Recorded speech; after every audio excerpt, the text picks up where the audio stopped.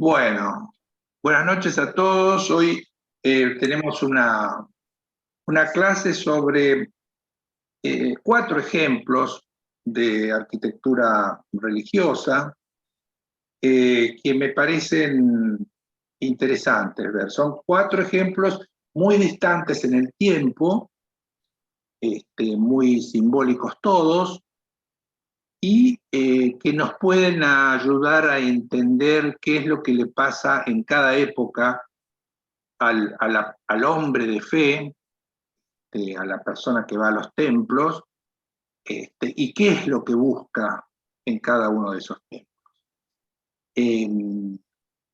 Vamos a ver la casa de la Virgen María en Éfeso, vamos a ver la iglesia de la Candelaria en Río de Janeiro, vamos a ver en Polonia la iglesia de Santa Brígida, con un altar hecho en ámbar dedicado a la Virgen de Czestochowa, la patrona de Polonia, famosa por Juan Pablo II y sus retiros, y en general la fe del pueblo polaco, que es muy tradicional y muy fuerte la fe que tienen. Y por último vamos a ver una capilla en Finlandia, en Helsinki, que de estas 4 situaciones es la única que yo no conozco, no viví la experiencia, no les puedo hablar de las sensaciones, pero que la tengo programada, digamos, apenas se pueda, va a ser uno de mis destinos para conocer, ver Helsinki para ver esta capilla que es muy particular, y que tiene un mensaje muy interesante. En realidad los 4 ejemplos tienen mensajes muy interesantes. A ver si hay alguien que tiene algún problemita para entrar y me está mandando algún mensaje.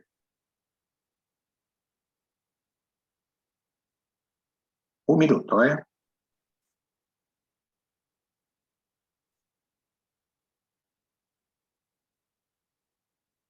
Hola Marta, el código es tiempo. Insistí, entrá y volvé a salir y no vas a tener problema. Bueno, entonces, vamos a la primera. La iglesia tiene un montón de lugares que son centros de peregrinación, que tienen un relato, una leyenda, una tradición, que no están comprobados, pero por alguna razón la iglesia los incorpora como, no es que dé por válida la historia, pero dice, digamos que no nos molesta, está bien, vamos a mantener esta historia. En el caso de la casa de la Virgen en Éfeso, no hay una comprobación histórica fehaciente. Pensemos que llevamos más de 20 siglos. Es muy difícil esto de poder comprobar que esto sea realmente la casa donde vivió la Virgen. Pero si no es así, parece. Los últimos papas, salvo Francisco, es decir, Paulo VI, Juan Pablo y Benedicto, la visitaron, digamos como aceptando la posibilidad de que fuera la casa de la Virgen. Esto está en Turquía, a 8 kilómetros de Éfeso. Éfeso era algo así como Nueva York de los griegos, ¿no? Una ciudad impactante por las dimensiones, por las obras de arquitectura, el arte, los pisos que se conservan, el anfiteatro que tienen. Hay muchos versículos en el Nuevo Testamento que mencionan hechos en esta ciudad, que en aquel momento llegaba al mar Mediterráneo. Ahora con los años el mar se ha ido retirando y es una ciudad, una, una reliquia arqueológica mediterránea. Eh, y acá también hay que tener en cuenta un hecho que yo repito, porque nos ayuda a entender las cosas con otra realidad. En este lugar también, anterior al cristianismo, había un culto pagano, en el caso de los griegos, que era la diosa Artemisa. Por lo general, en estos lugares donde pasan cosas que llaman la atención o se genera todo un circuito de peregrinación, no es una cosa que aparece a partir de Cristo, sino que anteriormente también en ese lugar era venerada alguna deidad, algo similar a lo que viene después el cristianismo y le agrega a ese lugar. ¿Se acuerdan que hablamos de Santiago de Compostela, en los santuarios de San Miguel? Digamos que hay cosas que han sucedido antes y que la iglesia vino y generó un nuevo lugar, pero que lo que estuvo antes está todavía allí, se mantiene incluso en la energía. Acá, en Éfeso, se había construido uno de los templos griegos más importantes, que era el templo de la diosa Artemisa.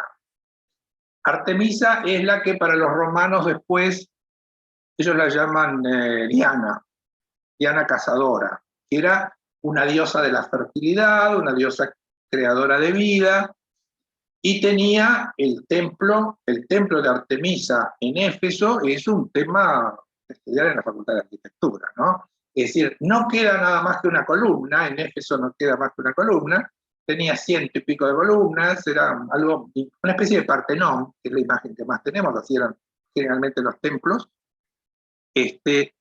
Y ahí estaba también este lugar de veneración que hacía también a la importancia que tenía Éfeso, no era casualidad.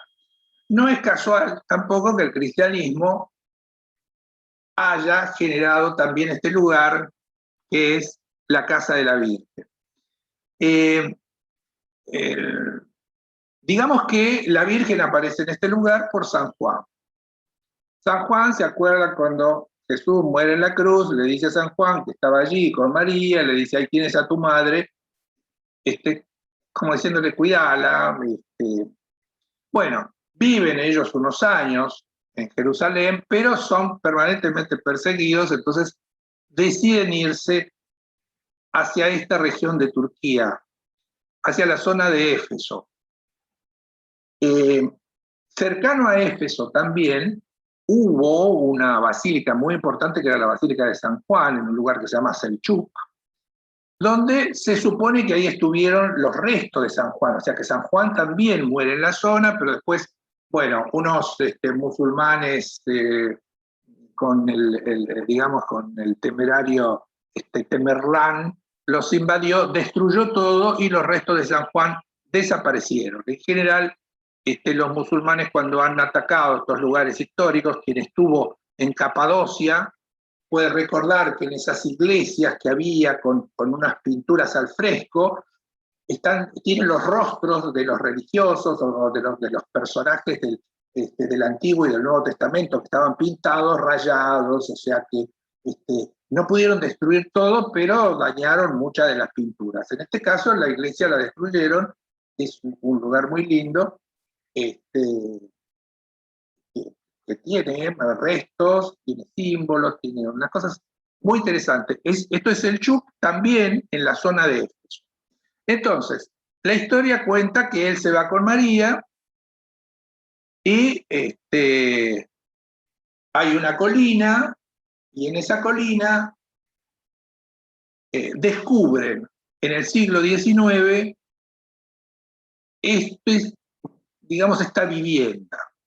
Ahora, había en esa época una monja alemana, Ana Catalina Emmerich, quien contó cosas de esta casa de la Virgen sin conocerla, sin haber estado nunca ahí. Entonces se organizan unas investigaciones y en 1891 se encuentra esta casa, Una casa que tiene cimientos realmente del siglo I. O sea que probablemente esto existía en la época que vivía la Virgen. La casa está levantada en el siglo VII, lo que se ve, que vamos a ver en la foto, en el siglo VII.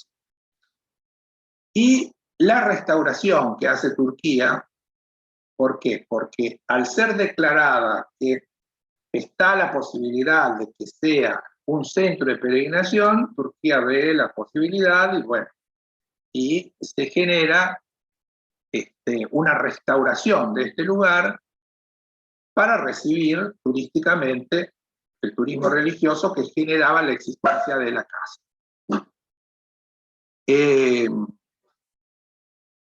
Yo les digo que cuando llegué a ese lugar, está la casa por un lado y hay una colina. Yo lo que recuerdo es lo que me pasa en algunos lugares, donde yo no tengo determinadas certezas, solamente la historia que me han contado. Pero en esos lugares uno respira un aire con un aroma particular. Hay quien me dice, mira, Luis, es el aroma de la santidad del lugar. Puede ser. Un lugar que tiene una luz particular, una luz muy brillante, muy diferente a otros lugares. Hay una cosa en el alma de uno que siente esa diferencia. Con lo cual, uno ya entra predispuesto a creer que esto es así. Desde el interior mío, yo digo, yo creí y creo que esa es la casa donde vivió. No sé si donde murió, porque ahí hay dos opciones, ¿no? Que se haya muerto en ese lugar y en la tumba, en una cueva, se haya producido esa elevación a los cielos, la asunción de la Virgen, ¿no? Ayudada o acompañada por los apóstoles. Y otra posibilidad es que ella con San Juan haya vuelto, digamos, poco antes de morirse, a un lugar que hay en el Monte de los Olivos, en Jerusalén, donde está la casa, donde ahí también se venera la casa de la Virgen, donde hay un sarcófago, que se dice que fue el sarcófago de la Virgen, y que ahí la Virgen sube a los cielos en ese acto tan recordado y tan importante que es la asunción de la Virgen, ¿no es cierto? Estas dos opciones, no sé con cuál me quedo. Yo la verdad que cuando estuve en Jerusalén me entré en la casa de la Virgen y a mí no me pasó nada de especial. Sí me pasó en lo que es el Monte de los Olivos. El Monte de los Olivos tiene todo lo que yo les dije recién, que este lugar que se llama Mirgemana, donde está la casa de la Virgen de Turquía, lo tiene. Es la luz, el aroma, uno siente un aroma que podría decirle que es de jazmines, no sé, que tiene una luz que brilla de una manera, que uno se conmueve, empieza a subir por el Monte de los Olivos y ya está conmovido. Bueno, en este monte donde está la casa de la Virgen, pasa exactamente lo mismo. Como pasa, no en cuanto a la luz, pero sí en cuanto al aroma, yo tuve la dicha de estar 2 veces en la abadía de Monte Cassino, en Italia, donde murió San Benito de Palermo y donde están sus restos. Y con los monjes había una oración a la noche y uno entraba de noche con una vela en la mano y el aroma que había dentro de esa iglesia es indescriptible. Ahora, ustedes pueden pensar, este está alucinando. Y sí, qué sé yo, puede ser. La noche, el canto de los monjes, el silencio, la tumba que está abajo en la cripta y esto es arriba. Bueno, yo no sé, pero el aroma de la santidad es una realidad que existe.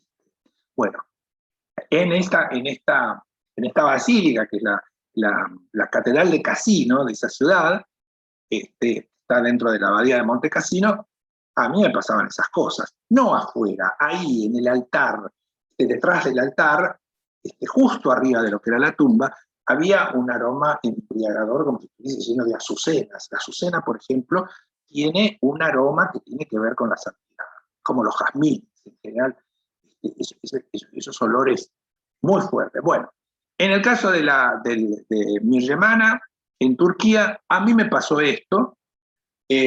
Uno entra en un clima muy especial, vi una ceremonia al aire libre, muy interesante, la gente sentada en sillas, un sacerdote con una especie de toldito. Después está la casa, que ahora la vamos a ver en fotos, muy sencilla, la casa del siglo VII. A la salida también vamos a ver, hay unas fuentes con aguas que aparentemente son curativas o que hacen milagros, entonces la gente o se lava las manos o se lava la cara, se bendice con esa agua, y después está todo un sector donde la gente deja recuerdos, un agradecimiento, una tirita de papel con una leyenda, impresionante la cantidad, ¿no es cierto? A mí me pareció uno de esos lugares que, insisto, no puedo comprobar, no tengo elementos, la iglesia tampoco los tiene, pero ese clima de santidad se percibe. Es un lugar de peregrinación también para los musulmanes, porque María fue la madre de un profeta, como dicen ellos, que es reconocido por los musulmanes, y entonces también es un lugar de peregrinación. Es una mezcla de todas estas cosas, ¿cierto? Tuvo una restauración en el año 1950, ya les dije, los papas que la visitaron, la tumba de San Juan, ya hablamos de la diosa Artemisa, la diosa de la fertilidad, y ahora vamos a ver las imágenes y vamos a ir hablando un poco en cada una de ellas de lo que va apareciendo. Vamos a ver.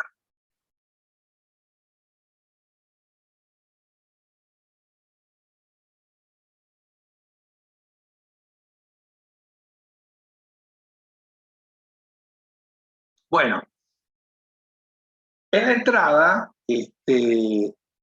vemos hay varias imágenes de la Virgen. Y yo me pareció interesante destacar algo del tema de la imagen de la Virgen, que a veces vemos las imágenes y no les prestamos tanta atención. Voy a tratar de agrandarla. Acá la tenemos a la Virgen. Bueno, pensemos, la Virgen acá es una mujer mayor para lo que fue la mamá de Jesús, ¿no es cierto? Ella es una adolescente cuando Jesús nace. O sea que si Jesús muere a sus 33 años y ella tenía 15, supongamos, cuando él nace,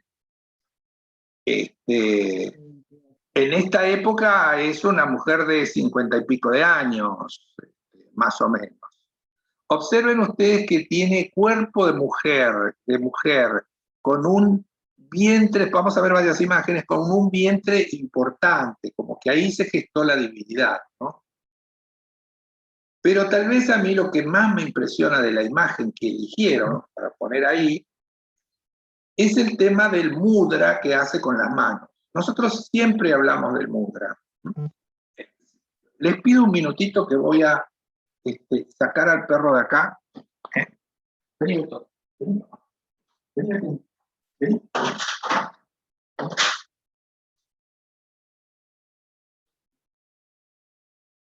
Tomate, lo dejo.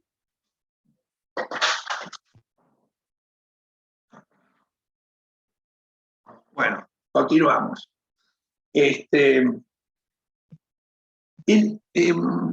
Digamos que el cristianismo utiliza muchos de estos mudras aprendidos en Oriente. Los orientales son los que han desarrollado esta especie de abecedarios, así como nosotros tenemos unas letras para combinar, formamos palabras, y esa palabra influye en nuestra mente. La posición que adoptan las manos es una técnica para dar mensajes claros al sistema cuerpo-mente que tenemos. Si hacemos el mudra de la oración, del pedido, tiene una forma. Jesús aparece por ahí siempre haciendo el mudra de la bendición, el mudra del recibir, el mudra de no tengas miedo, yo te protejo. Ella está haciendo el gesto del mudra de la compasión, que es un mudra que se genera, digamos, en las manos como si estuviese sosteniendo una piña. Ese es el origen, digamos, del mudra, que en este caso, digamos, no es casual, sino que ha sido bien elegido, digamos, el hecho del recibimiento con la compasión, que me parece un gesto muy interesante. En general yo nombro los mudras en cada imagen que vemos. Miren acá, aparece nuevamente este gesto. Esta es otra imagen que está ya más cerca de la casa. La casa es esto que vemos acá, esto es la casa, ¿sí? Esto es parte de la colina, y ella acá también está representada con un vientre prominente. Ahora vamos a ver otra donde se nota más. Y las manos compasivas del mudra. Acá vemos una donde estas características, esta foto la tomé yo, se ve con más detalle. Coronada, un gesto pacífico.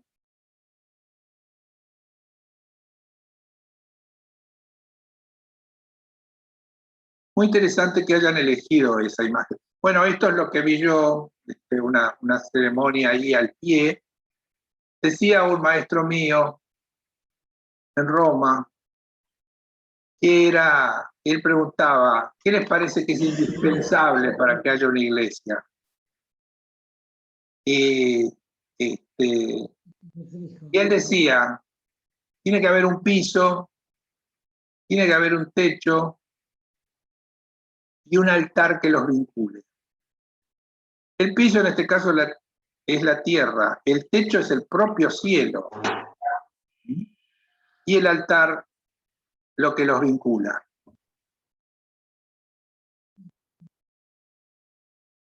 Esta es la casa, construcción del siglo VII.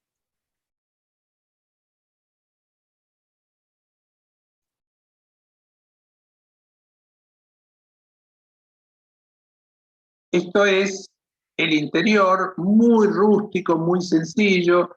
Hay cosas ahí, iconos de los ortodoxos por acá. La imagen que tiene es una imagen bastante dañada en las manos, en la nariz, pero en este lugar hay la sensación no tiene que ver con esto, ni con la luz, ni con el aroma, sino que hay una carga energética muy fuerte. Uno, en este lugar, a los 10 segundos que uno entra, uno siente que el cuerpo le tiembla, ¿no? Hay una vibración muy particular en este lugar.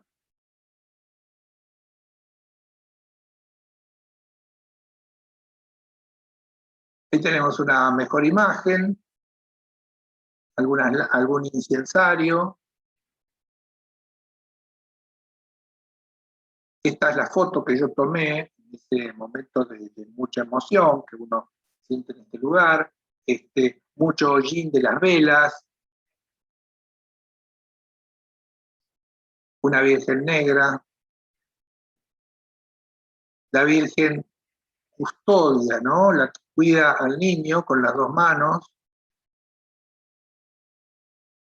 Bueno, aquí ya saliendo. Acá lo que yo les decía de los pedidos o agradecimientos hechos en pedacitos de papel o de tela que se anudan sobre una reja.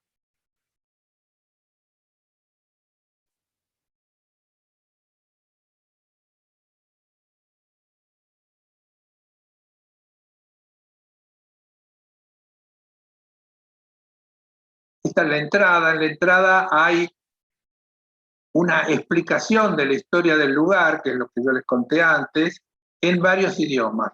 Y por suerte hay un español, una versión en español también. Este es el lugar de las fuentes, donde hay agua que corre, la famosa agua bendita, para hacer lo que hacen los musulmanes cuando llegan a las mezquitas, que son las abluciones, donde se lavan las manos. Los musulmanes se lavan todo, ¿no? Es decir, la cabeza, los pies. Bueno, acá hay un aroma a eso, digamos, también, ¿cierto? Y mucha gente que se lleva el agua es agua potable, y que se le atribuyen ciertos poderes curativos. Esta es la casa que está al pie del Monte de los Olivos, reconocida como la Casa de María, y adentro tiene la tumba de María. Este lugar, que tendría que ver con el final de la historia de María, para mí, para mi entender, tiene una construcción muy rica, muy linda, pero no tiene digamos, la magia, la emoción que tiene el otro lugar. Esto nada que ver. A lo mejor es porque el exterior de esto, el Monte de los Olivos, es un lugar con una fuerza sublime. Acá vemos los restos, lo que era la tumba de ella, el sarcófago. Allá en Turquía no hay nada de esto, no está, digamos, escenificada la escena de la muerte propiamente dicha, como acá. Bueno, esto es un poco la historia del santuario. ¿Sí? Bueno.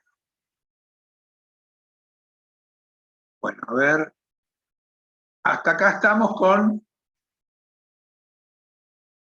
el primer ejemplo de lo que fue esta época antigua y una casa, santuario, con un altar, tiene dos habitaciones.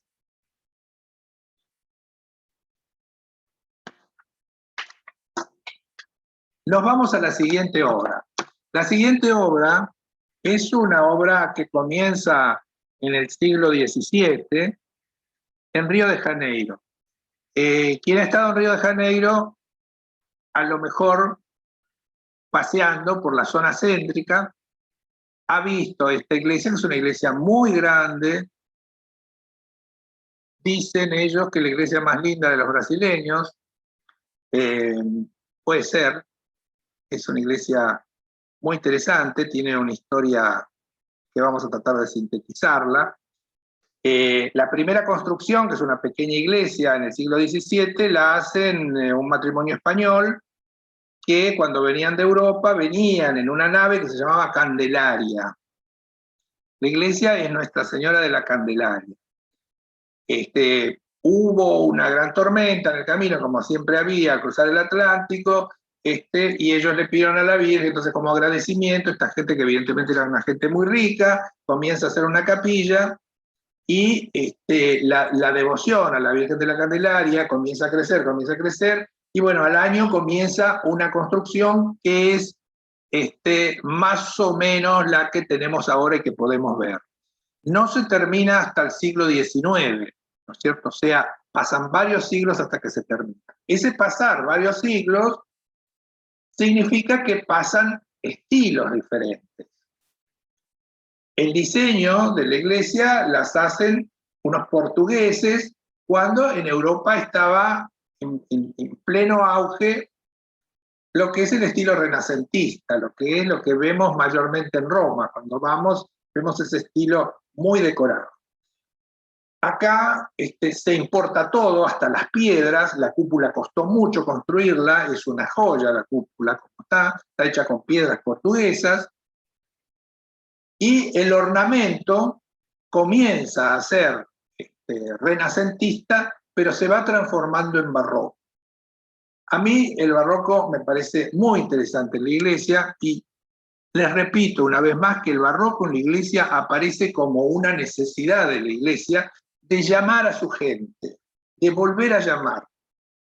Había todo un cisma en Europa con la reforma, con la contrarreforma, y la iglesia tiene que salir a llamar la atención, a llamar con obras, y bueno, no solamente aparece Antonio Vivaldi con su música maravillosa, sino también aparece el estilo barroco, que es recargar lo que ya el Renacimiento traía como ornamento muy importante en las iglesias. Acá lo recargan al máximo. Entonces acá vemos, y lo vamos a ver en cada una de las fotos, esta cuestión de llamar la atención. ¿Qué es lo que nos llama la atención en una iglesia como esta, ¿no? Les quiero contar también quién era la Candelaria. La Candelaria es la patrona de las Islas Canarias. La historia cuenta que unos pobladores originarios, que se llaman guanches, encuentran en una cueva cerca del mar una pintura con una divinidad, con una mujer, con una vela en la mano, y a partir de ahí le hacen una capilla y comienza la historia de la Virgen de la Candelaria. Vuelvo a lo que decíamos en el primer caso. Esto no es algo que aparece de la nada. Si empezamos a hurgar, vemos que anteriormente, anterior al cristianismo, en esta zona, las mismas gentes, estos habitantes, adoraban a una divinidad que se llamaba, no me voy a acordar cómo se llamaba,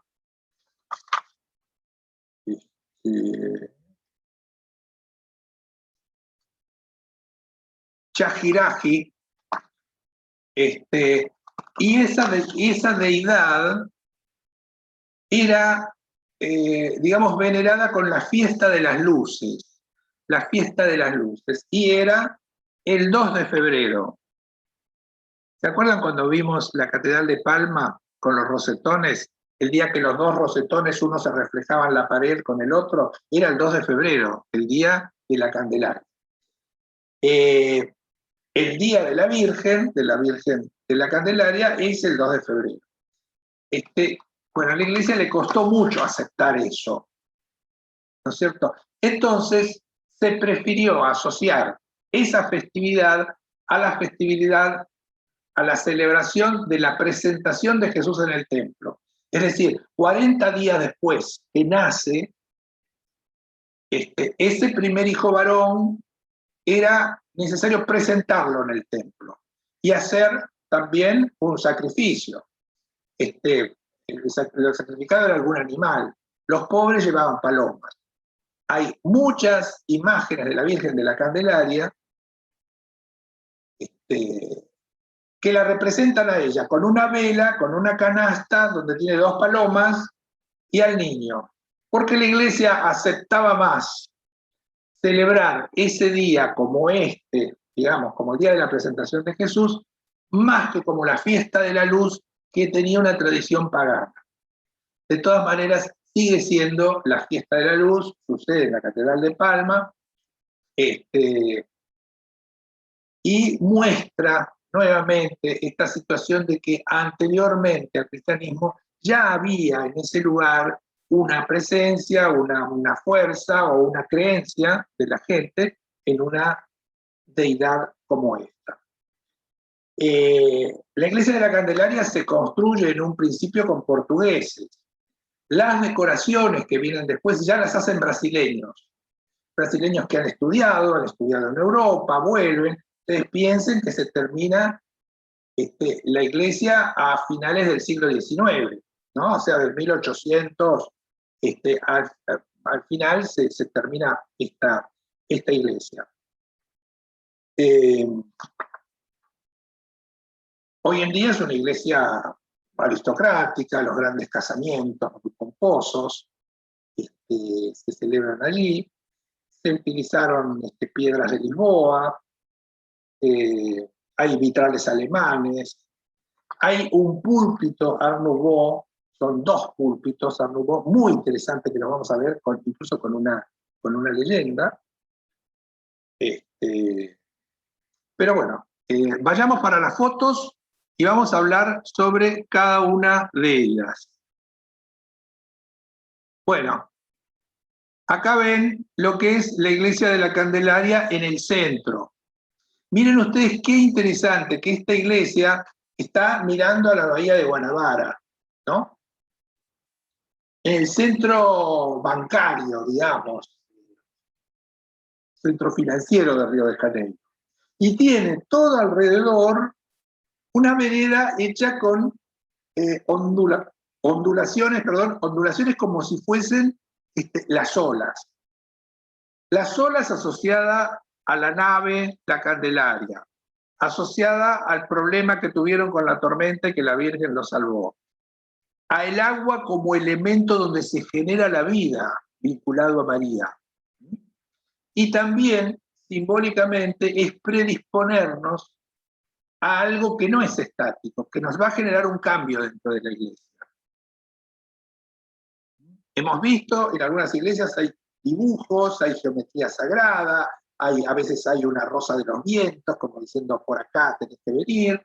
Bueno, acá, como vemos, hay todo un rodeo de ondas marinas.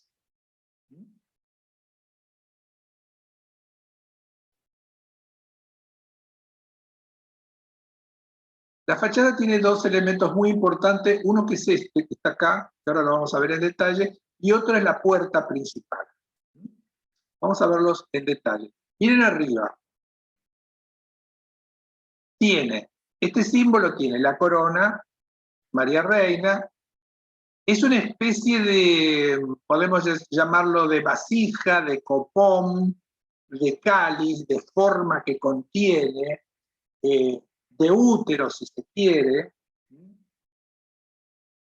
un útero generador de divinidad, tiene el anagrama de la Virgen, la A y la M superpuestas, y también tiene, por supuesto, la estrella que siempre le identifica, que es la estrella de 6 brazos, la estrella del universo, que representa a todo el universo. Muy interesante la forma que ellos eligieron para presidir esta fachada. Y después, acá vemos lo que les decía de las olas, como predisponiendo la entrada al templo. Y esto, que es un bronce sobre la puerta principal, con María Protectora, junto con todos sus angelitos. Acá también, miren ustedes que hay una rayera, hay una guirnalda de abundancia, de la cual se despiden los rayos, pero esos rayos, si ella levanta la cabeza, coincide con este punto de su cabeza, que es la crisma, la mollera de los bebés, la tonsura de los sacerdotes, el lugar de comunicación con la divinidad. Muy interesante eso. ¿De dónde salen los rayos del cada virgen? Bueno, en la puerta, la Virgen, la basílica tiene dos puertas, la puerta principal y adentro tiene una puerta ceremonial, una cosa que es muy común ver en las iglesias del barroco colonial portugués, donde adentro de la iglesia hay una puerta sola puesta allí, que es una puerta ceremonial, que es para abrir e iniciar la ceremonia cuando vienen los obispos o hay un casamiento, ¿no? Digamos, sería la puerta que se abre cuando detrás ya tienen una puerta abierta, ¿no? Es una puerta de ceremonia. Y después lo interesante de ver es que nuevamente acá, en este ornamento, vamos a recordar de alguna manera el vientre que crea la divinidad. Esta forma remite a eso, ¿no? Junto con todos sus adornos barrocos. La iglesia me parece muy interesante destacar lo que marca la iglesia como tierra y como cielo. Hay una cornisa muy importante que separa los dos espacios. El espacio inferior vinculado a la tierra, donde uno camina, y el espacio superior vinculado a Dios, a lo que uno espera y en última instancia a lo que este edificio te promete, ¿no es cierto? Que es ese llegar a ese paraíso divino en su cúpula, que ahora la vamos a ver, que es una de las cúpulas más hermosas del mundo, ¿eh? Y además tiene un estado de conservación increíble. Sigamos. Esta es la imagen de la Virgen, de la Candelaria, con el niño, con las tempestades y las olas del mar, los demonios del mar, que ella protege a los navegantes, tiene una vela, una candela en su mano, y en muchos casos aparece con una embarcación también, teniendo una embarcación y una vela. Por eso, Nuestra Señora de los Buenos Aires tiene, digamos, es comparado con esta imagen como una pequeña variante. La historia de la Virgen de los Buenos Aires no es diferente a la de la Candelaria. Y estudiando un poco lo que era la Virgen de los Buenos Aires, yo me vengo a desasnar algo que a mí me dijeron toda la vida, que Buenos Aires se llama Buenos Aires porque cuando Pedro de Mendoza llega acá, hacía buen tiempo y dijo qué Buenos Aires que hay acá. Y en realidad, él venía con una imagen, que ahora vamos a ver una imagen, con la imagen de la Virgen de los Buenos Aires, del Buen Aire, o de Bonaira, que es muy similar a la Candelaria, y que él la trae en el barco y le dedica la ciudad a ella, que lo protegió en el viaje, no al buen clima de Buenos Aires.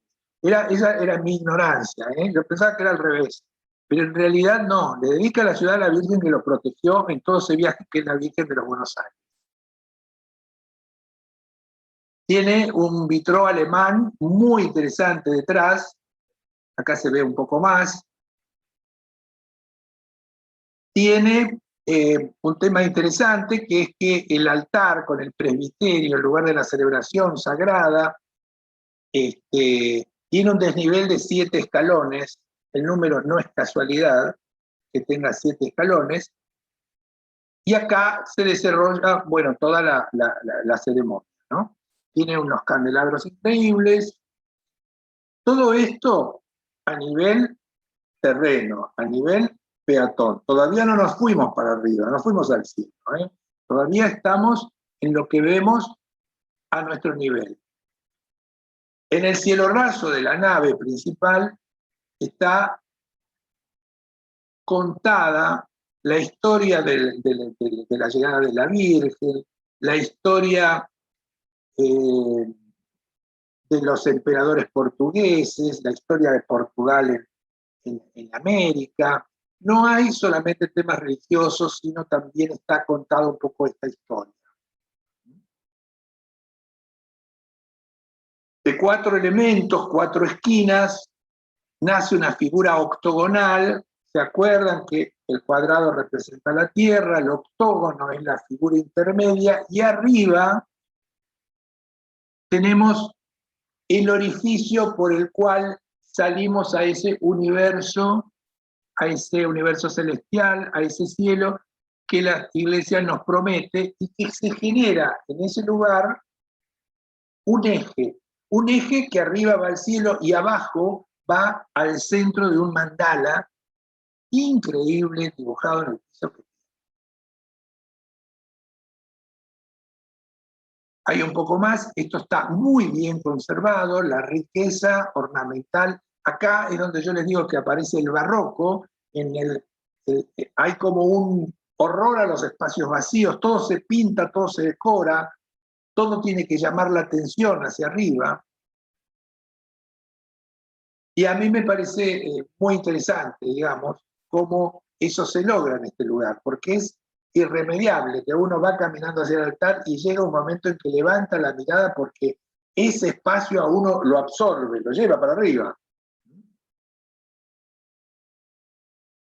Ahí vemos un poco más,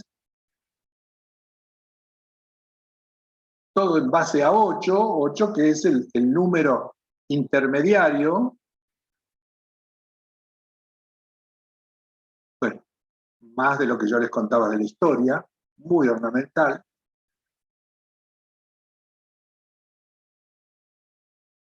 Miren lo que es la cúpula que tiene la Basílica de la Candelaria de Río de Janeiro.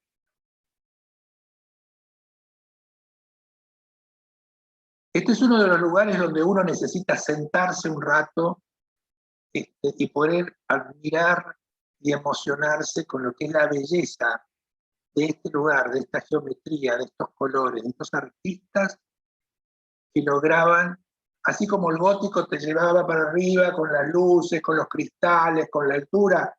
Bueno, acá había pintura, había relieves, había historias, hay escenas de la Virgen, esos 8 elementos, y por supuesto el centro con la luz y el punto central que es la conexión con la divinidad. Muy, muy lindo, muy conmovedor, muy logrado el efecto del barroco de llamarte de nuevo. Vení y cree en mí. Los pisos son unos pisos con un diseño exquisito. Para aquellos que les gusta mirar los pisos de los templos, la Candelaria de Río de Janeiro.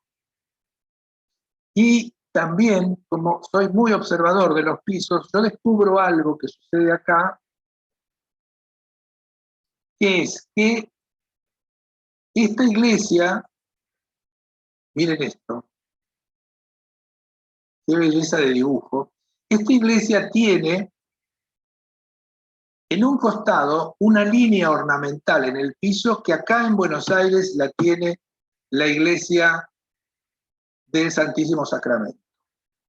El Santísimo Sacramento de Buenos Aires es la iglesia con los pisos más geniales desde todo punto de vista de la Argentina.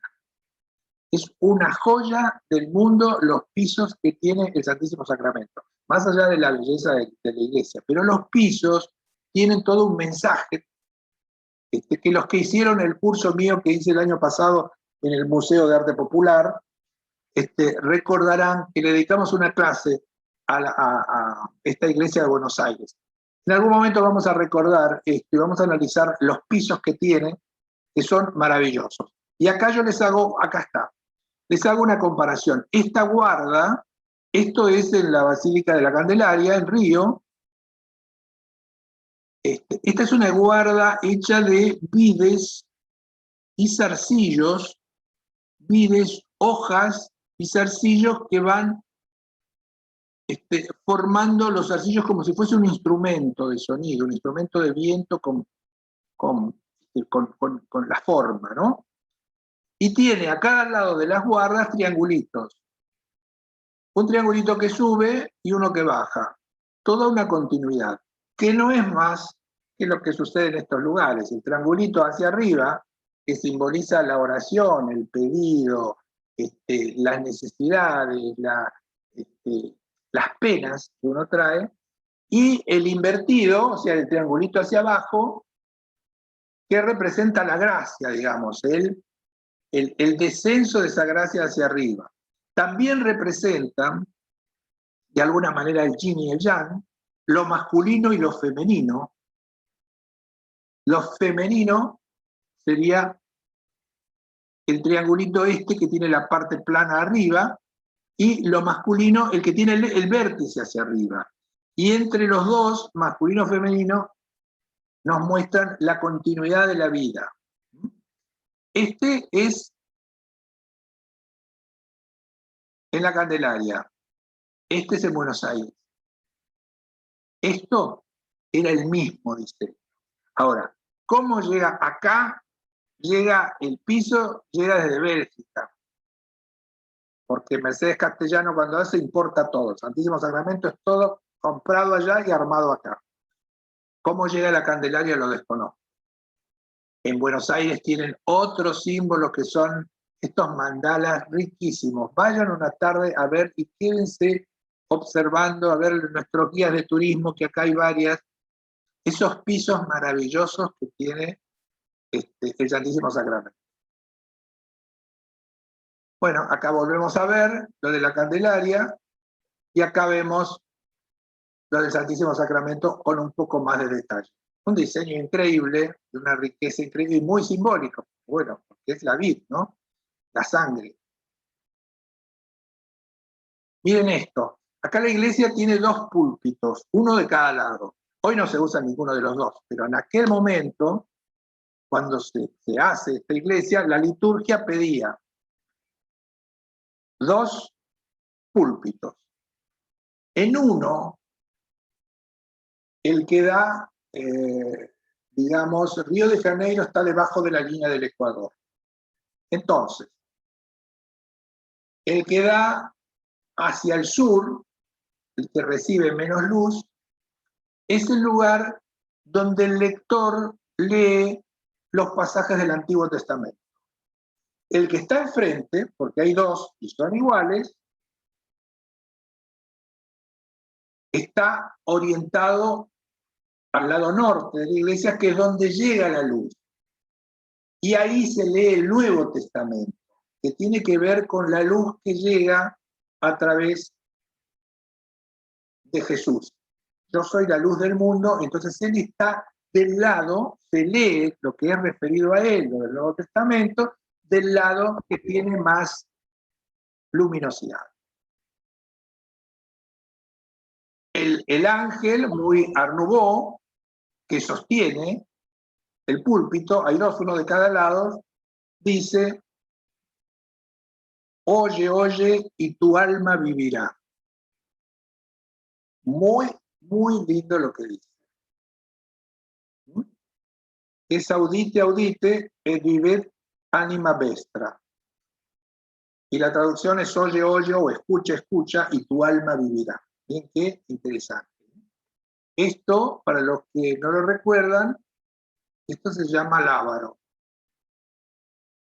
Es una especie de tela o de cuero donde están escritos ciertos nombres, ciertos mensajes.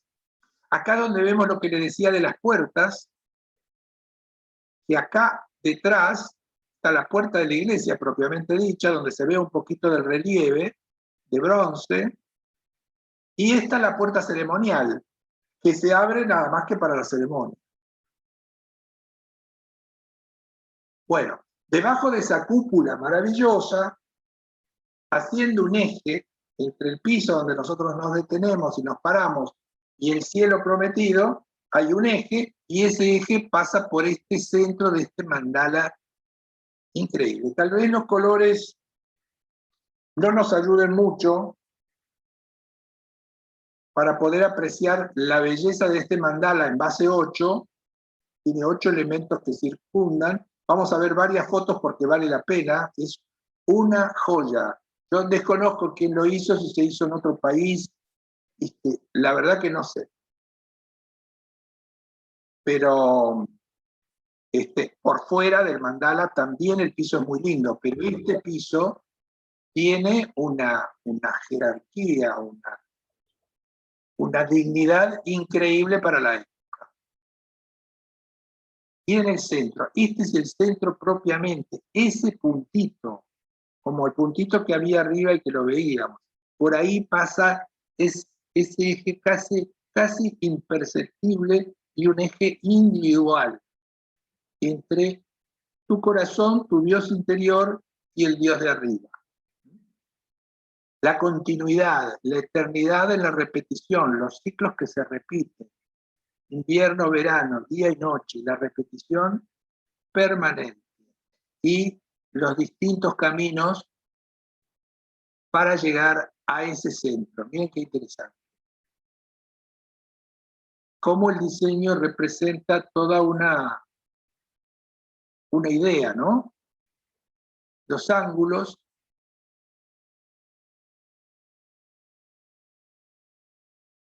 las hojas de acanto, tiene una razón de ser, las hojas de acanto tienen una razón de ser. Miren la riqueza, ustedes ven que esto es un mosaico, ¿ven? Miren el cuadradito y miren el ornamento, el trabajo que tiene cada uno de ellos, ¿no? Es una obra de arte. Ahí está el centro.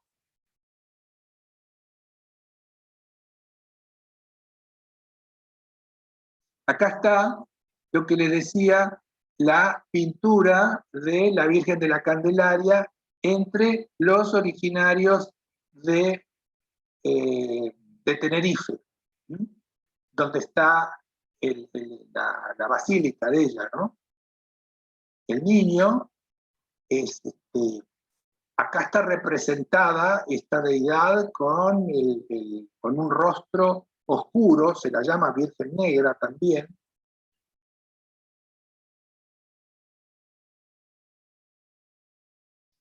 Esta es Nuestra Señora del Buen Aire, que yo les contaba, que es una advocación muy parecida, que da el origen al nombre de la ciudad que tenemos.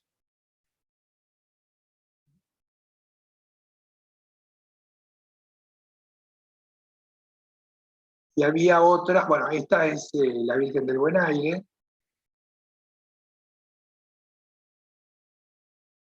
Y aire con Y debería ser. A ver si vemos un poquitito acá. La media luna de la fertilidad.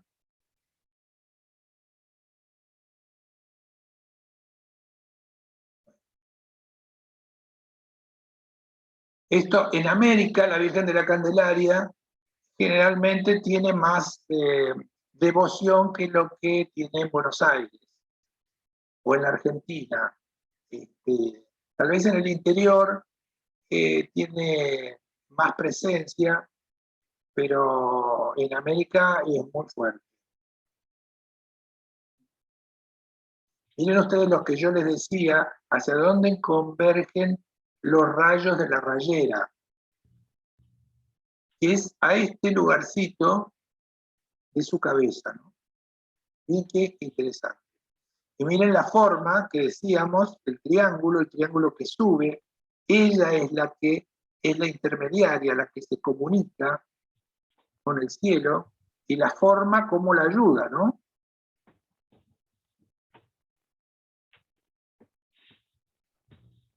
Bueno. Luis, perdón, una Sí, pregunta, soy sí. Marita, pero allí no tiene palomas, ¿no? Mira, yo había seleccionado una foto con palomas.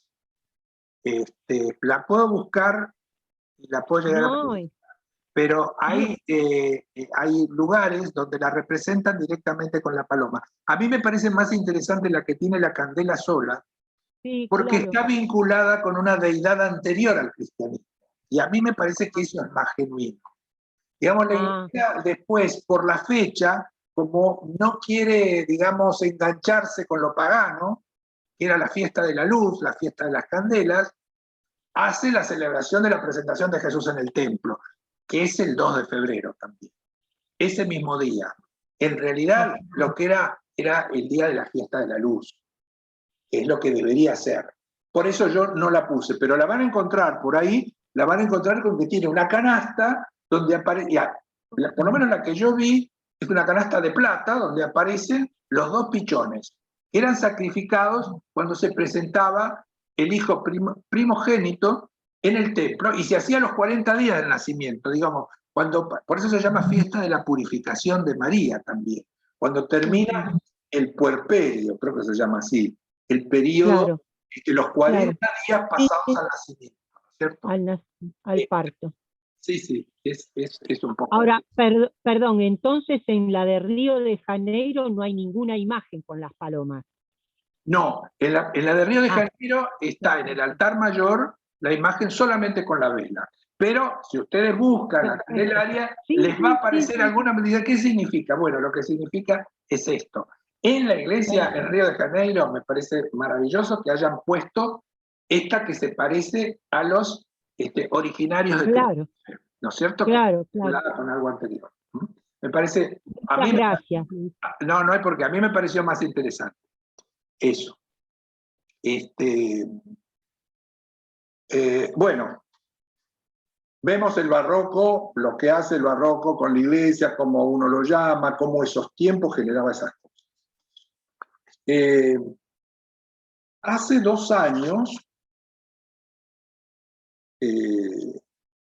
tuve la posibilidad de ir a Polonia.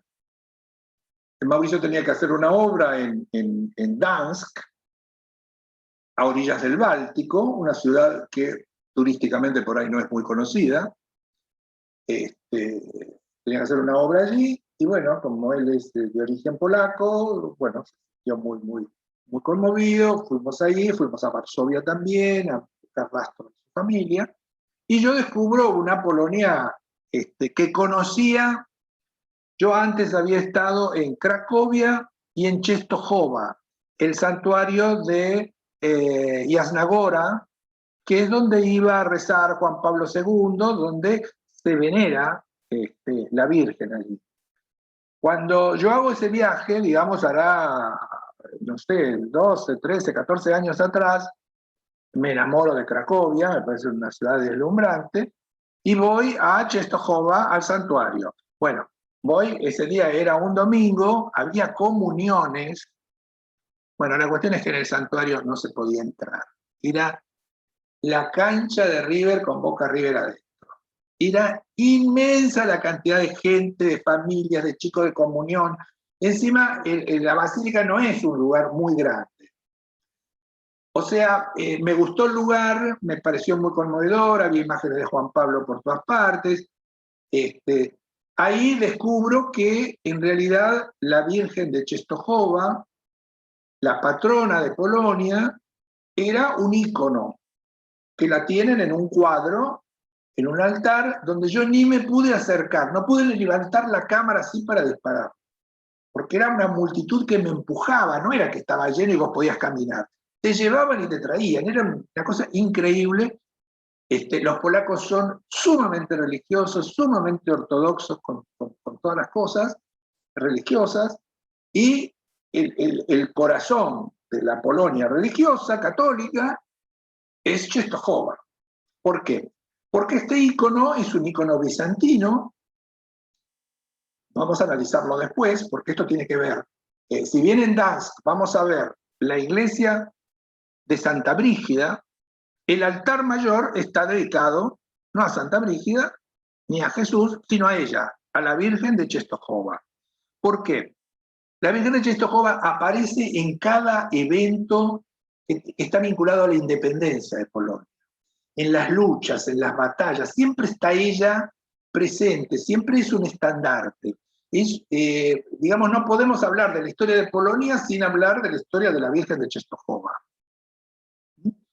Es un ícono bizantino, y en algún momento, esto no es una información muy difundida, pero los reyes de Francia tenían también, digamos, una potestad sobre esta región de Polonia. Entonces, la Virgen tiene algunos elementos, como la flor de lis en su manto, o una estrella muy particular, que la vamos a ver, que corresponde a una orden de caballería del Espíritu Santo, que se llama, que era francesa. Entonces, la Virgen tiene esos elementos heredados de estos momentos, ¿cierto? Esta iglesia en Gdansk toma, digamos, auge o un desarrollo especial cuando, después de la guerra, comienza la actividad del sindicato de Lech Walesa, que se llamaba Solidaridad, el sindicato de los portuarios. Y esta iglesia era el lugar de reunión del sindicato, era un sindicato católico. Y Lech Walesa es el que, a través de su movimiento sindical, hoy es un sindicato con 1,5 millones de afiliados, genera, entre otras cosas, la caída del régimen comunista en Polonia. Es un hombre que vive, fue presidente después, no un buen presidente, después de la caída, el primer gobierno lo preside él, este sindicalista, es premio Nobel de la Paz también, y acá se hacían estas reuniones en esta iglesia de esta bellísima ciudad que se llama Gdansk, que fue la ciudad a orillas del Báltico donde comienza la Segunda Guerra Mundial, digamos el ataque de los nazis por el mar Báltico a Polonia comienza en esta ciudad. La destruyen toda, la volvieron a construir. Es una ciudad reconstruida con un aire holandés, si se quiere, fundamentalmente porque formaba parte de la Liga Hanseática, que era una liga de comercio de toda la región, de todo el Báltico, de Alemania, y tiene el museo de la Segunda Guerra Mundial más importante que tiene Europa. Lo tiene esta ciudad, es un museo nuevo, una obra de arquitectura increíble, donde bueno, uno puede ver los horrores de lo que fue esa invasión y de lo que padeció el pueblo polaco entre la invasión de los nazis y la invasión de los rusos, ¿no? Ellos en el medio, como apretados por una pinza, fueron masacrados, y qué sé yo. Bueno, todo eso está contado de una manera en ese museo. Entonces, esta iglesia, que es Santa Brígida, Santa Birgit, es una santa sueca, copatrona de Europa, o sea, en la zona de Escandinavia, esta parte de la zona del norte de Europa, tiene mucha difusión esta santa, que era viuda, o sea, la protectora de las viudas, y acá tenía esta capilla que toma todo un movimiento especial con el sindicato Solidaridad. Ahí es donde se decide transformar el altar en una, digamos, una artesanía, una joya hecha en ámbar. ¿Qué es el ámbar? El ámbar es una resina fosilizada de una variedad de árboles que hay sobre el Báltico. Todo el Báltico tiene muchos de estos árboles. Incluso en San Petersburgo, uno de sus palacios tiene una sala ámbar, una sala de ámbar, donde todas las paredes están revestidas de esta piedra, que en realidad no es una piedra, pero es una piedra semipreciosa, es una resina solidificada. La resina del árbol, cuando un insecto lo quiere perforar y meterse adentro, el árbol segrega un elemento que se protege de ese bichito que quiere entrar. Entonces es muy común ver el ámbar con bichitos adentro, solidificados. Bichitos que se meten dentro del árbol para comérselo. Entonces el árbol se defiende con eso. Otra cosa es la savia, por donde circula todo el alimento. La resina está en la corteza, ahí se solidifica, y digamos que así como es un elemento muy duro, es quebradizo, se funde a 200 grados, o sea, no se necesita mucho para que se disuelva,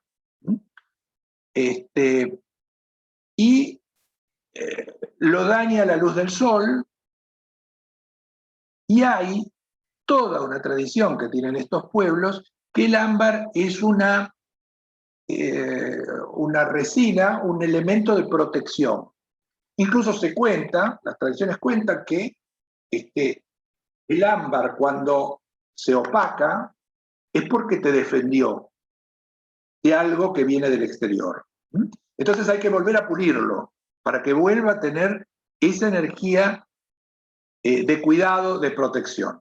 No es casual que esto se haya asociado a la Virgen, ¿no? No necesitas mucho para decir a la Virgen la vamos a hacer de ámbar. Entonces, esas piedritas suelen tener una corteza que hay que pulirla, y el ámbar es valorado de acuerdo a la transparencia, de acuerdo al color, a la pureza de la luz, de lo que refleja. Toda la ciudad está llena de negocios que venden ámbar, todo, hay de todo, de todo. Muchísima artesanía. Allí es fundamental el tema del ámbar. Entonces, bueno, vamos a ir a la iglesia, vamos a ir a ver qué es lo que es esta cuestión del ámbar, qué es lo que es, y después les cuento un poco más de la Virgen de Czestochowa, que acá está representada incluso con su marco, porque el ícono allá en Czestochowa, cerca de Cracovia, donde yo les contaba que no lo pude ver, está en un cuadro de oro y plata, como la Guadalupe allá en México, ¿no? Digamos, no es un cuadro muy grande, pero está muy ornamentado. Bueno, acá a la Virgen la comenzaron a hacer en el marco pero decidieron continuarla como saliendo del marco, como si su manto de protección saliera del marco. Yo, cuando supe que íbamos a Dansk, me puse a mirar y digo, esto es imperdible, acá tengo que ir. Tuve la suerte de ir 2 veces a ver esta iglesia. Es muy conmovedor lo que uno ve. Yo no puedo decir que el espacio de la iglesia me llevó, me emocionó, no puedo decir nada de eso, porque yo iba a ver una obra de arte rarísima en el mundo, es un altar hecho de ámbar, y me gustó mucho verlo. No puedo hablar de una emoción especial, la emoción de ver una obra de arte, del trabajo de la gente, de la devoción de toda esta gente del sindicato hacia la Virgen, de lo que representó, pero no tiene nada de la emoción que me pasó en los 2 ejemplos anteriores, que me produjeron otras cosas. Acá es un hecho de admiración y de ver los símbolos que han utilizado. Bueno, vayamos. Vamos a mirar algunas cosas de Dansk. Dansk tiene una arquitectura y unos canales como si fuese Ámsterdam, es muy parecido, todo reconstruido, una ciudad muy, muy confortable, muy agradable. Este es el Neptuno, está en la, digamos, en la peatonal, es en la plaza central de reunión, toda la arquitectura con colores, muy, muy lindo. Los mejores recuerdos de Dansk, que se los muestro porque para mí me parece una rareza que uno habla de Polonia y habla de Varsovia o de Cracovia, alguna otra ciudad, pero el Báltico es como que no es muy conocido.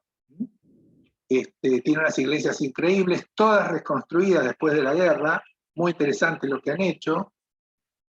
Vale la pena, si alguna vez se acercan por el Báltico, conocer esta ciudad y el Museo de la Guerra. Me parece muy, muy interesante como cultura. Bueno, acá vemos un ejemplo del ámbar, ¿ves? Acá aparece la resina de la corteza del árbol.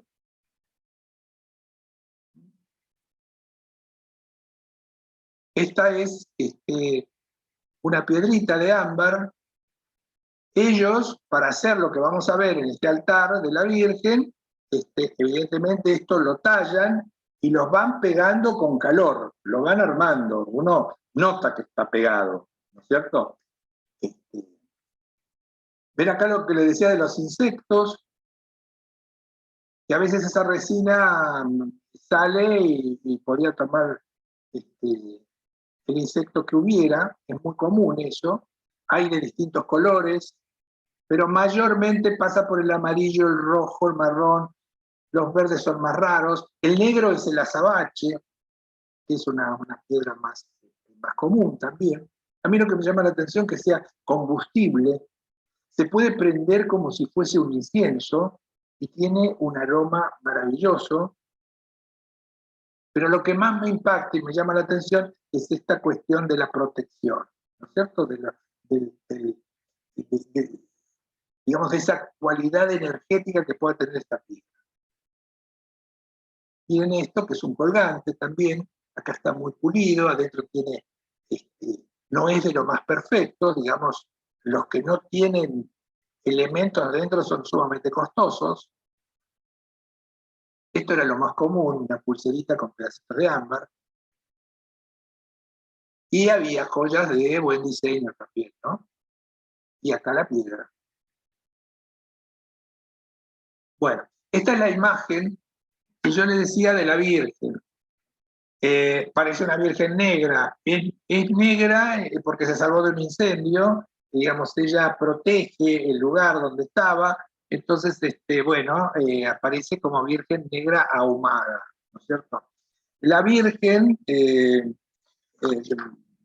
llama, este modelo, entre comillas, de ícono, que es la Virgen que muestra el camino. Ella señala a su hijo como diciendo, este es el camino es él.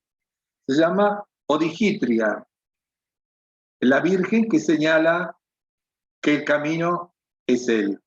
¿Mm? Si lo observan a él está haciendo el mudra de la bendición, ¿se acuerdan lo que era? Al principio de la clase hablamos del mudra. Ella tiene una cicatriz en la cara del lado derecho de ella,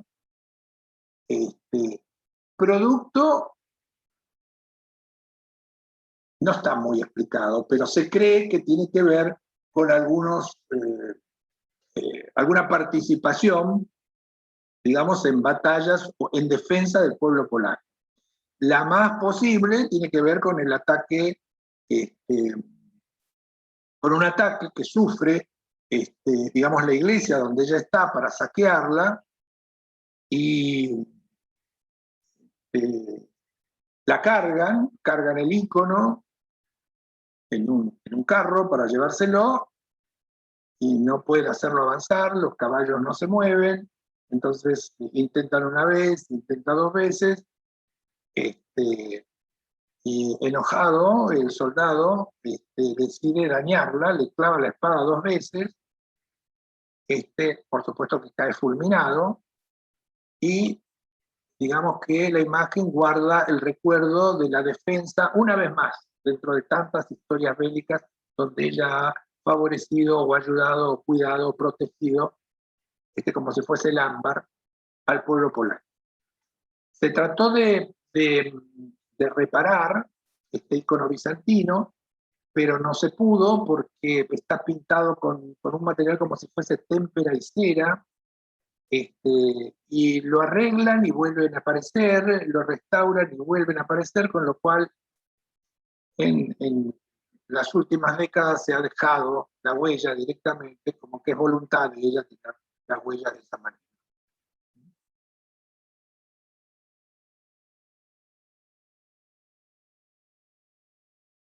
Este es más parecido al cuadro original, al icono original que tienen en Yasna Gora, ¿no? El monasterio donde se venera a la Virgen en Czestochowa. Acá vemos lo que yo les contaba de la flor de lis, el mudra de la mano diciendo el camino es él, el mudra de la bendición, y el libro, la palabra, en la mano izquierda. Este es el icono original, este es el que está en Yasna Gora, así es originalmente, que es lo que vimos antes, tiene toda una aureola en plata, muy interesante. Y miren ustedes que en el icono original, y este sería el cuadro que, repito, estaba en el monasterio, la imagen de la Virgen está cortada aquí, ¿ven? Y el cuadro que bordea no tiene una guarda dorada acá, está como discontinuado. Bueno, lo que pasa en Santa Brígida de Lans es que siguieron hacia abajo con el manto, haciéndolo en ámbar. Aprovechando este mensaje que hay acá, este es Lech Walesa, que le contaba, del sindicato Solidaridad. Esta es la iglesia. Acá, esto es desde afuera, acá está el altar. No es una iglesia antiquísima. Esto se ha hecho después de la guerra. Esto ha llevado muchos años, se ha ido haciendo de poco.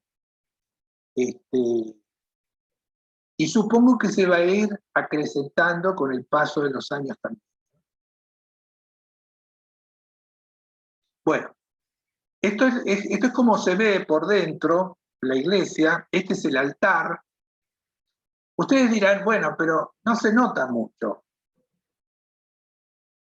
El altar tiene tanta fuerza, tanto brillo, tanto color, tanto dorado, que es como una especie de sol, que llama la atención por su brillo. Las formas que tiene ese altar de ámbar, uno las va descubriendo a medida que se acerca. Desde la distancia, uno lo ve y no puede distinguir con exactitud lo que hay, lo que está representado allí. Pero nosotros nos vamos a ir acercando.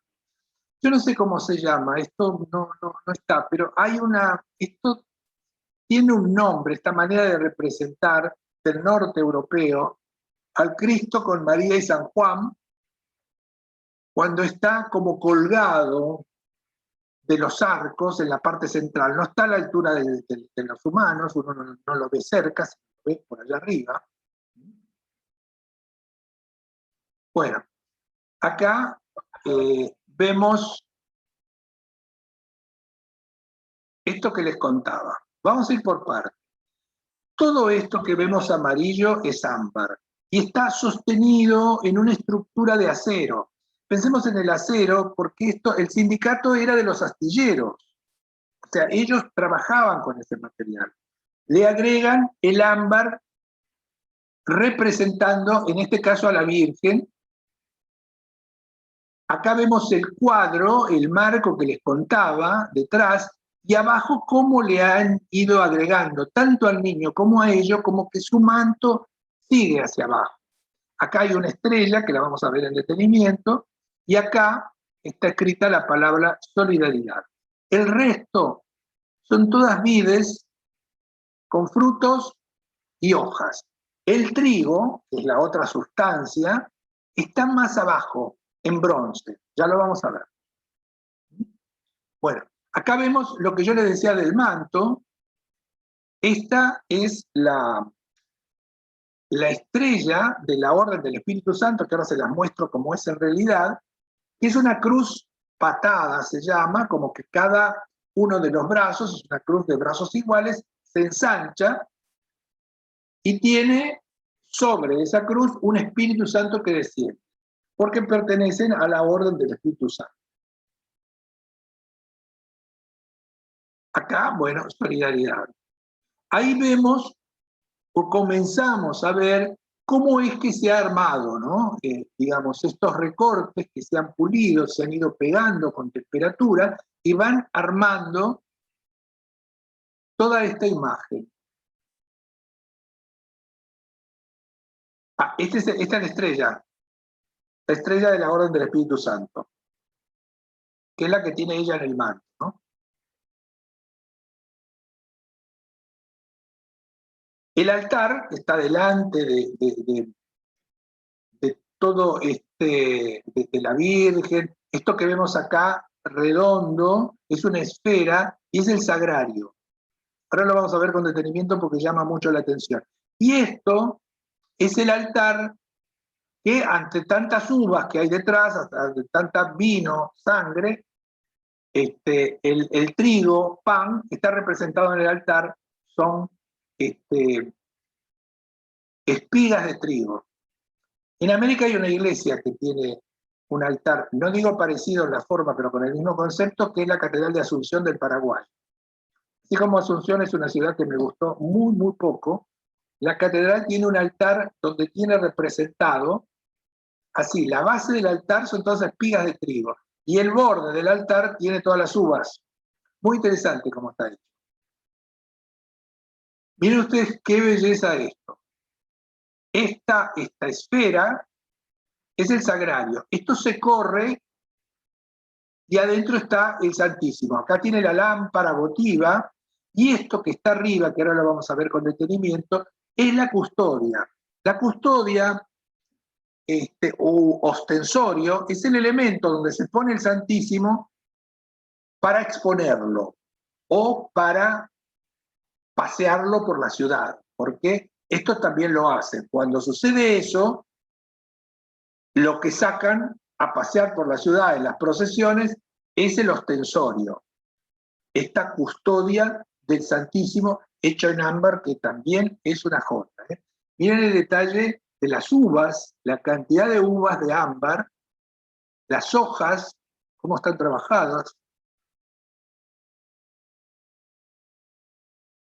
Miren esto, qué belleza. Esto es lo que yo les digo que es el ostensorio, ¿no? Abajo está María y Juan. Esto es un elemento que debe medir 60, 70 centímetros, y esto es lo que se saca en peregrinación.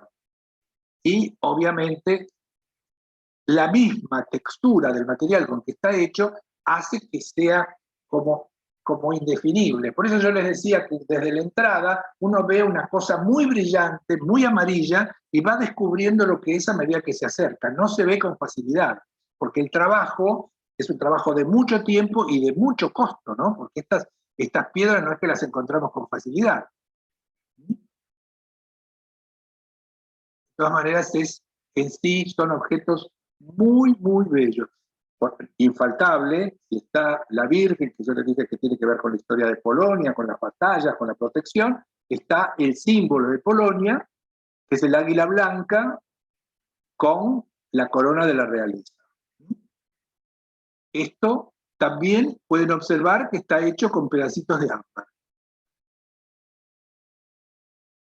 Está sujetada sobre esta estructura de acero inoxidable, y hay una serie de cruces que se usan en peregrinaciones. Miren esta, qué interesante esta. Esta es una belleza. Vemos acá los pedacitos cortados y pegados sobre una estructura de caños de los astilleros, y en cada uno hay una piedrita de ámbar.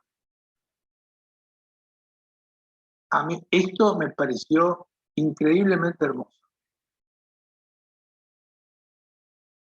Miren esto que hay acá también, que es esto está sobre la custodia que vimos antes, y es un Jesús sin la cruz, pero con elementos de ámbar.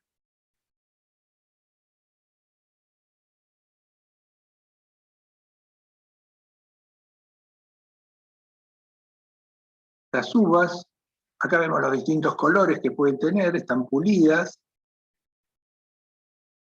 Es una de esas iglesias que hay que pagar para entrar.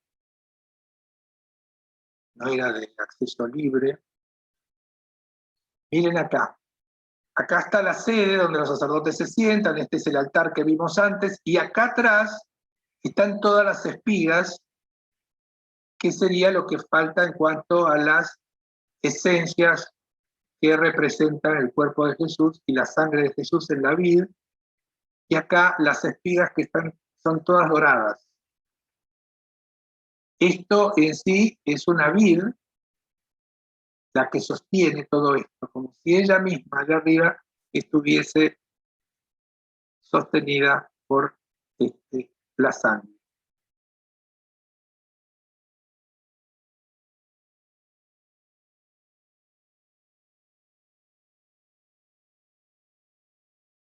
Interesante, ¿no? Lo que puede hacer la fe, y lo que hace también, bueno, la Iglesia por sus fieles, ¿no? Muy interesante esta mezcla del sindicato, la historia de la Virgen de Czestochowa, las leyendas, las cicatrices, las características del ámbar. El ámbar es un agente curativo de medicina popular.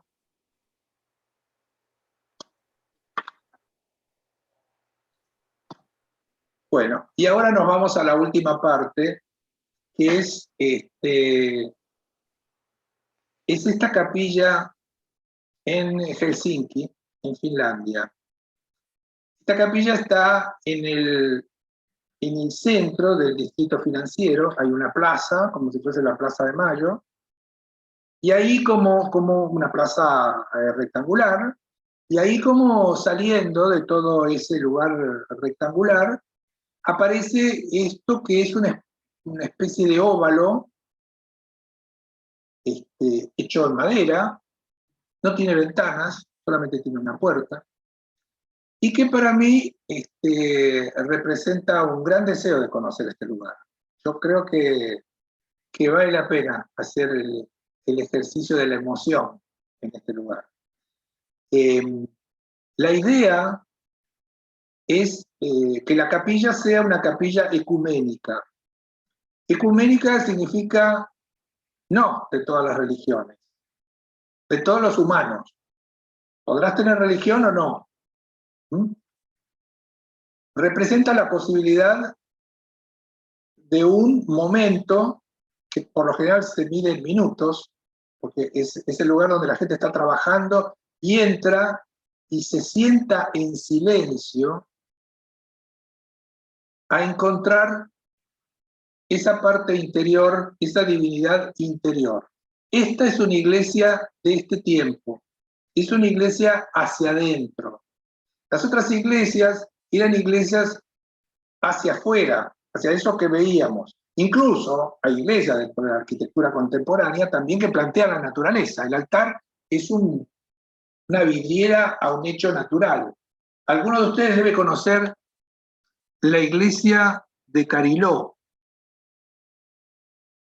La iglesia de Cariló tiene por lo menos cuando yo la conocí, es un chalet como cualquier casa del barrio, un poco más grande, y en el altar tiene una vidriera detrás. O sea, hay un Cristo que apenas uno lo ve porque entra tanta luz de atrás que te encandila. Ese atrás es un vidrio grande que da una especie de jardincito con florcita, con unos arbolitos que hay.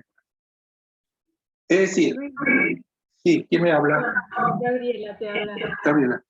Hay algo parecido a lo que contás de Cariló, acá en Puerto Madero, en la iglesia de Estela Maris.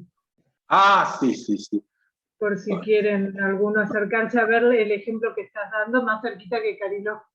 Bueno, pero mira, la iglesia Estela Maris difícilmente hable de ella porque me parece uno de los desperdicios más grandes de dinero que ha hecho la ciudad de Buenos Aires o no sé quién puso plata para hacerla porque me parece que es horrible en todo sentido. La tengo No, totalmente, pero como tiene el altar sí, así, pero tiene también, hay una cosa de transparencia. No, a mí no me gusta la iglesia de Puerto Madero. No. Sí me parece interesante la que hizo un conocido, que es la iglesia de la UCA. La Universidad Católica tiene en Puerto Madero una iglesia sumamente austera y minimalista, que funciona, tiene forma de iglesia, vos te das cuenta que es una iglesia. Esto, que yo les cuento de Helsinki, no parece una iglesia, no hay cruces. Es un espacio para encontrarse con el silencio sonoro, con el silencio visual y con una emoción interna. Eso te puede llevar 1 minuto, 2 o 5. No hay ceremonias. Es un lugar para detenerse. Y me parece que es una gran posibilidad que le dan a la gente sensible con religión o sin religión.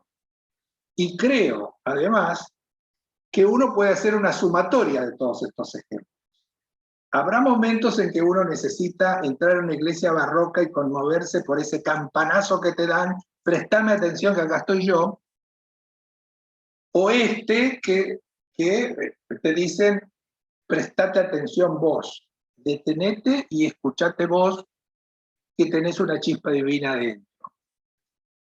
Este edificio, que es un edificio pequeño, está hecho íntegramente en madera.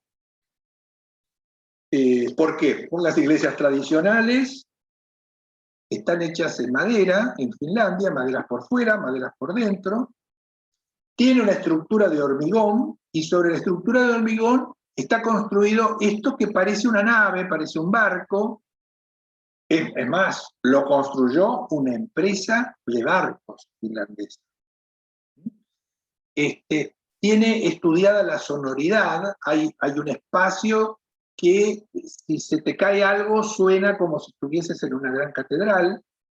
La única luz que tiene natural tiene una banda en el techo, por donde entra luz según las condiciones del tiempo. Ustedes piensan que en Finlandia hay mucho tiempo de noche, hay temporadas de noche, es muy aislante, tiene una cámara de aire entre el interior y el exterior que es igual, son tiritas de madera.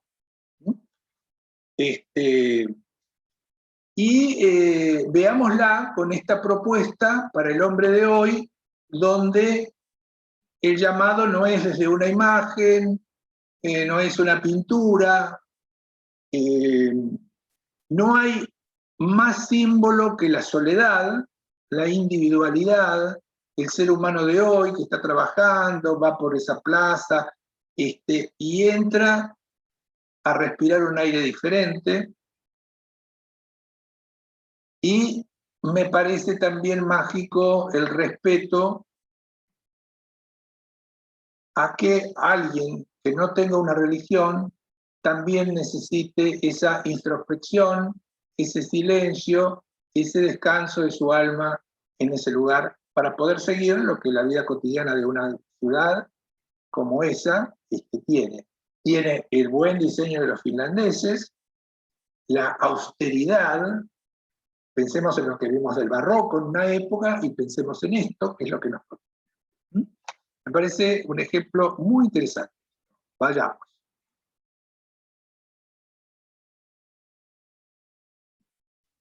Bueno, acá como ven, esto es lo que yo les contaba. Esta es una plaza de la zona bancaria de Helsinki.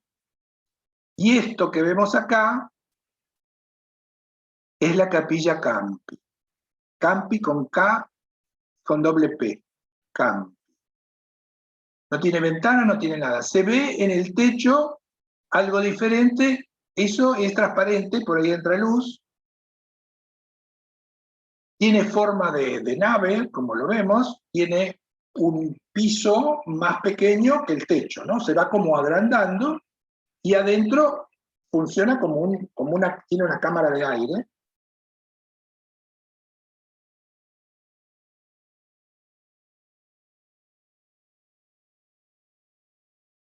Miren qué interesante, la entrada está por acá atrás. Uno me puede decir, no tiene nada que ver con nada. No. Llama la atención, sí, y uno se pregunta qué es, y bueno, y cuando entra se encuentra con lo que es una invitación a darle lugar a otro aspecto de la vida, que a veces en la corrida cotidiana nos olvidamos. Todo esto que vemos son tiritas de madera, tipo madera laminada. Hemos visto obras de madera laminada, acá en Argentina hay obras así. Nada más que esto además tiene una forma, ¿no? Que se ha pulido, es para darle esa forma de nave.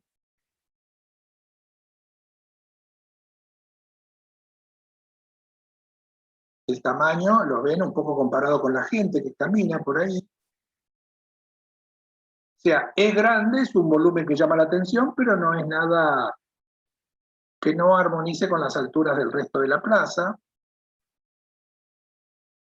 Debajo de esta especie de balcones donde está la entrada. Esto es de noche y de frío. Esta es la entrada, por aquí está la puerta.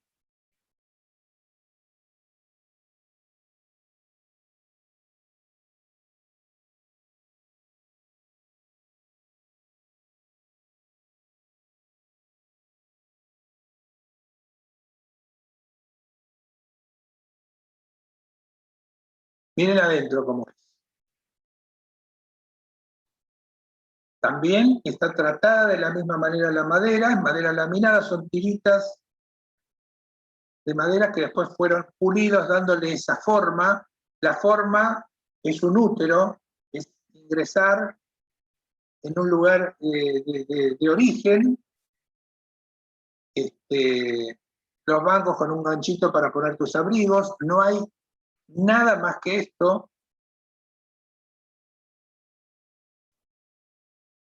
Aquí vemos lo que hace la gente, allí no hay tantísimos tampoco,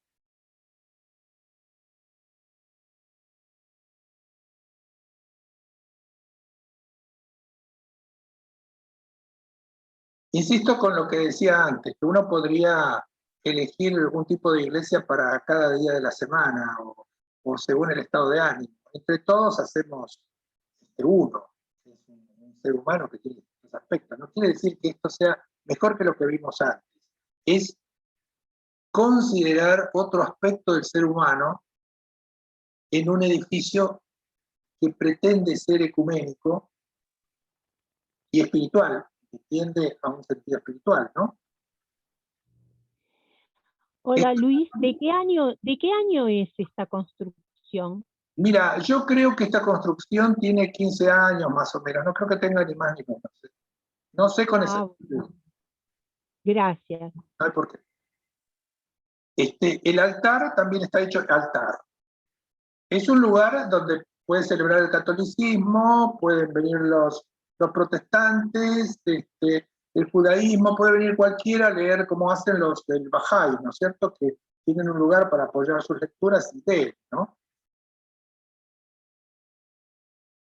Acá vemos un poco más la dimensión.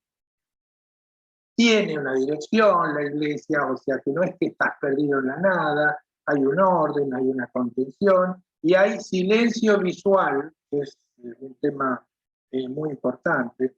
Y acá viene una frase que dice el arquitecto que participó en el diseño. Él dice, esto lo voy a leer porque me parece muy interesante cómo lo define. Él dice: decimos que la buena arquitectura tiene raíces en el lugar, en la tradición. Por eso la madera, los barcos. Y también tiene una raíz en el futuro. En el futuro, en la innovación. Dice, no hay arquitectura interesante sin innovación. Y la cuarta raíz es la emoción en la arquitectura que toca el corazón del visitante. Por eso creemos que la buena arquitectura tiene siempre un impacto emocional.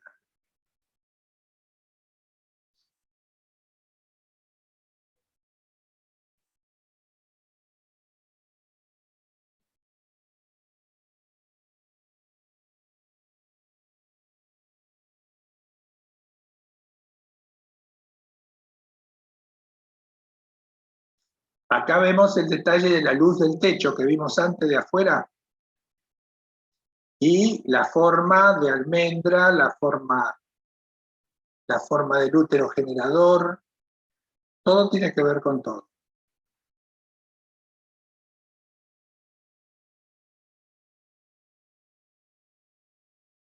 Y acá vemos en planta esto que parece como agregado, es en sí, es un agregado, es un objeto agregado a la plaza que pareciera que se moviera o que no pertenece a la plaza,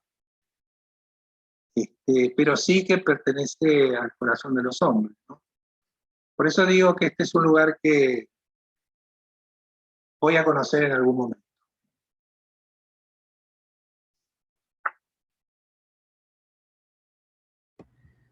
Bueno, Luis, a ver. un poeta. Vos sos un poeta, Luis. Bueno, Yo gracias. quiero oler azucenas y jazmines. Bueno. Excelente. La verdad, esta clase fue genial. Bueno, gracias. Gracias. Realmente me impactó. ¿Sí? ¿Te gustó ver las diferencias que hay? Hay infinidad de diferencias y todos tenemos un poquito de cada cosa, ¿no? Pero esto último... No, además me gustó lo de Polonia, mi abuela era hija de polacos, así que sí, la verdad que me vino bárbaro todo eso. Mirá, qué bárbaro. Bueno, muy emocionante, Luis. Bueno, me alegro. Veremos qué vemos en 15 días. Por ahora tengo que pensarlo, pero... Gerardo, ¿qué te pareció a vos? Que estabas atento. Lindo, muy interesante, sí. Tomé apuntes, tomé apuntes. Bueno. Me gustó mucho. Bueno. La verdad que es muy interesante y uno va aprendiendo más cosas.